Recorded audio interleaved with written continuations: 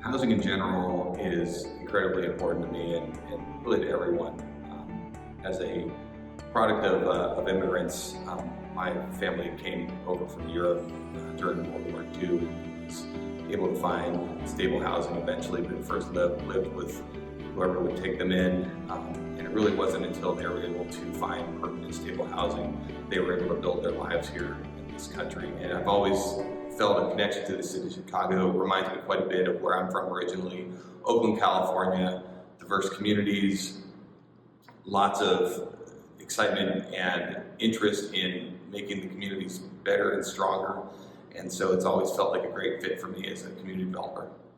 Our partnership with the Chicago Low-Income Housing Trust Fund has been critical to everything we've been doing in the city of Chicago. It makes what we do possible. Our number one goal has always been in developing quality housing that is healthy and improves the lives of the families and individuals who live in it.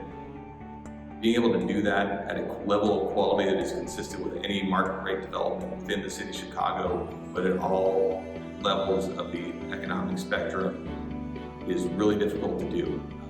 One particular success story that I think of right away is a family that was based here in the Albany Park area, but was doubling up in certain situations, tripling up with family and friends in small apartments in older buildings nearby. And they applied and were successful in able to get into the property.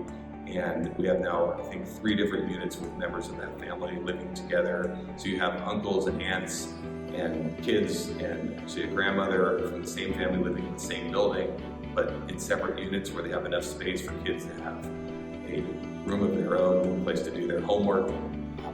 One thing that stands out is there is a 14-year-old here who's at the local high school and is preparing for her quinceañera.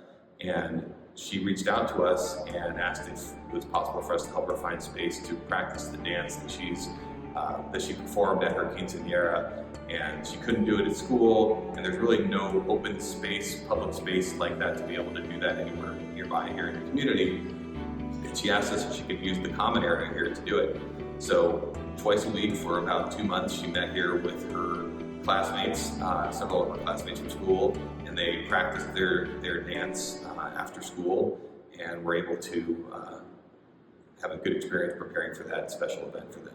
There's so many reasons why I would recommend the Chicago Low-Income Housing Trust Fund to other developers and organizations within the city of Chicago. Working with a team that's always trying to improve their services and find ways to serve the community of Chicago in unique and innovative ways is really not out there from anyone else at the moment in the field here. The resources you provide, we're the most familiar with Maui.